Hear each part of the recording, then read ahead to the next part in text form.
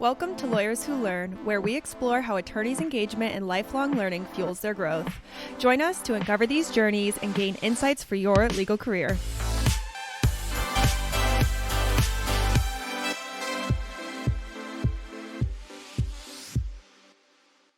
Paula, welcome to Lawyers Who Learn on location at NALP PDI in Washington, D.C. Can we do it?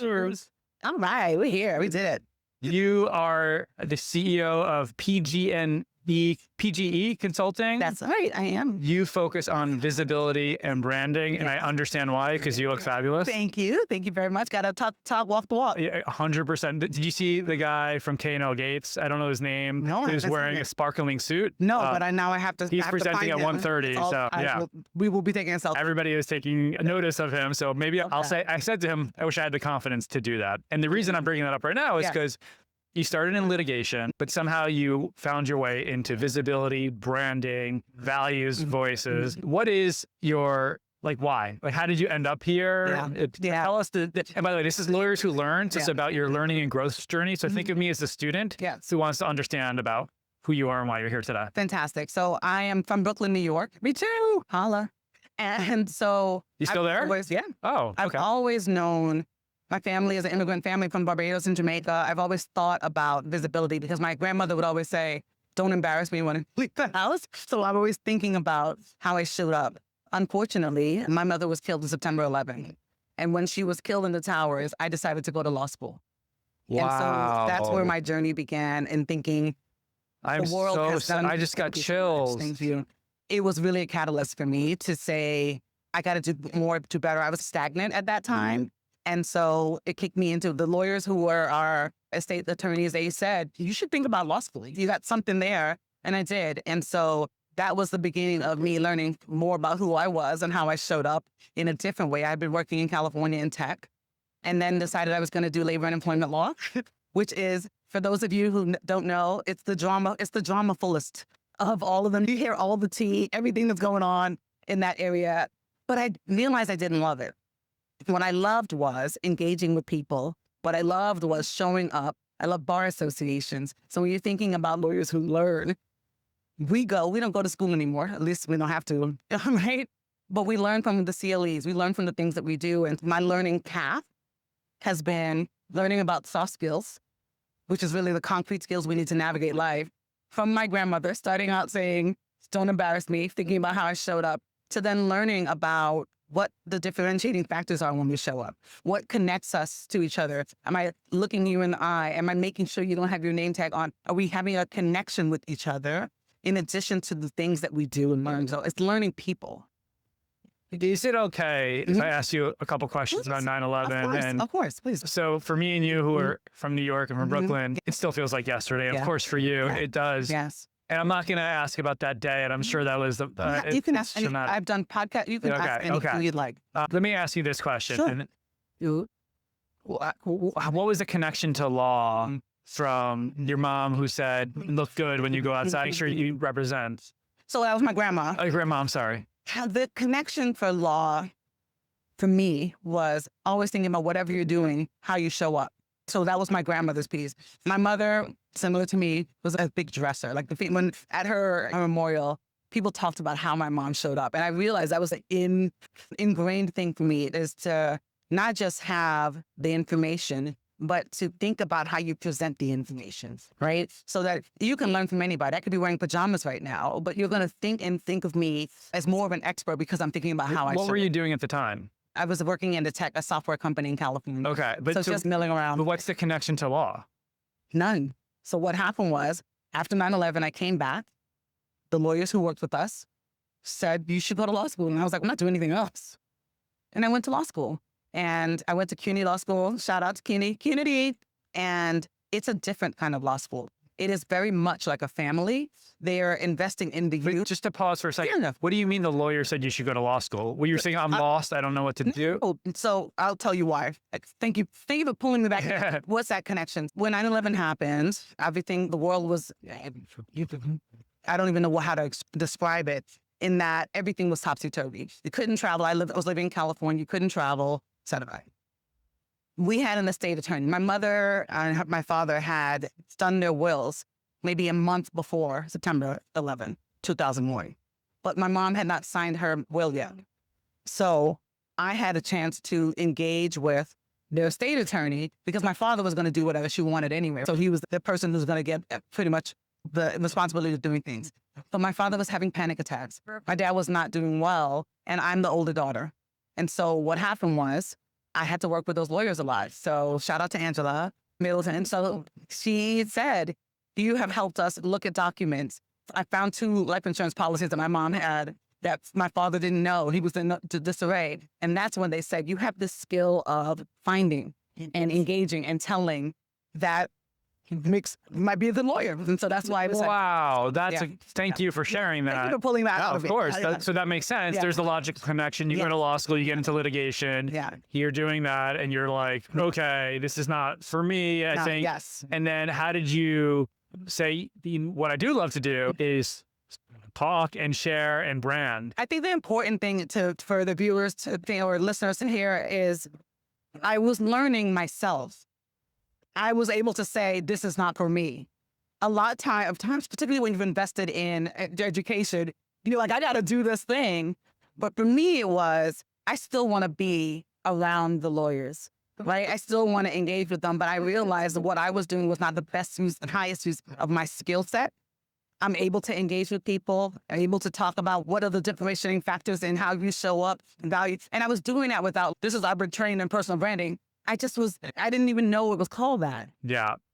And then people were saying to me, this is what you're talking about is branding and visibility. And so I started taking that as a platform. I spoke about it at bar associations.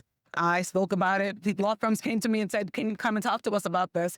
Because I live it. And it's a big, scary jump to go from law school and all the money you spent in law school to now focus not on being a lawyer, but focus on visibility and branding. And I know one of the things you say, I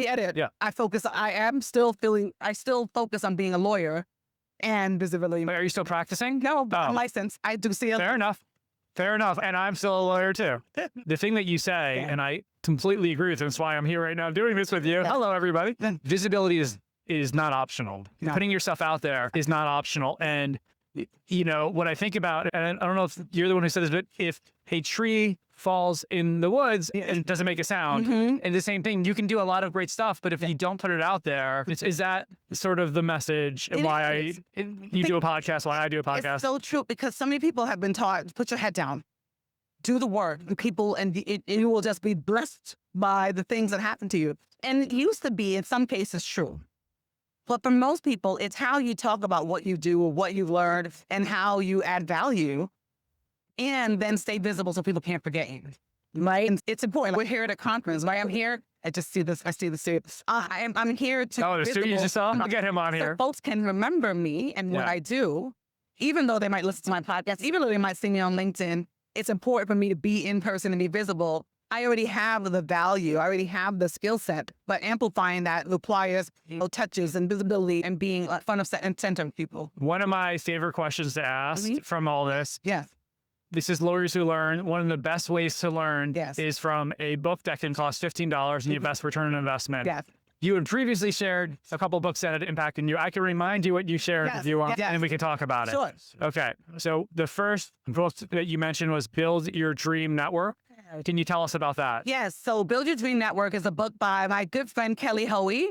And it was really one of the first business books I ever read talking about relationship building and talking about the importance of how you show up, again, branding, and how you connect with folks. And not being transactional, but really developing relationships so that the opportunities come from them. Think about every job, every opportunity, all things come from other people. Totally. And the more you are intentional about that, the better it is for you and whatever you need. So that book is a really great way of thinking about it. Completely 180 from that book. Yeah. The next book you wrote was The Diary of Anne Frank. Yeah. I actually just read that recently. So, yes. And it was very emotional. I didn't realize it was literally a young girl's diary living in an attic and how you felt her fear throughout the book. So I read The Diary of Anne Frank in junior high school and in high school. And my son, who was 13, I had him read it this summer. I was strategic about having him read it this summer because I wanted him to be reflective of what's happening in our country right now. Yeah. And so he read that, and then he read 1984. Oh, wow. Animal Farm. And it was important for me for him to decide for himself I'm seeing the themes and I'm getting this so that whatever miseducation or diseducation is happening globally, I don't want him to be a part of that. So that was the reason why. And I just think that all of us can remember we have to not disconnect from our humanity.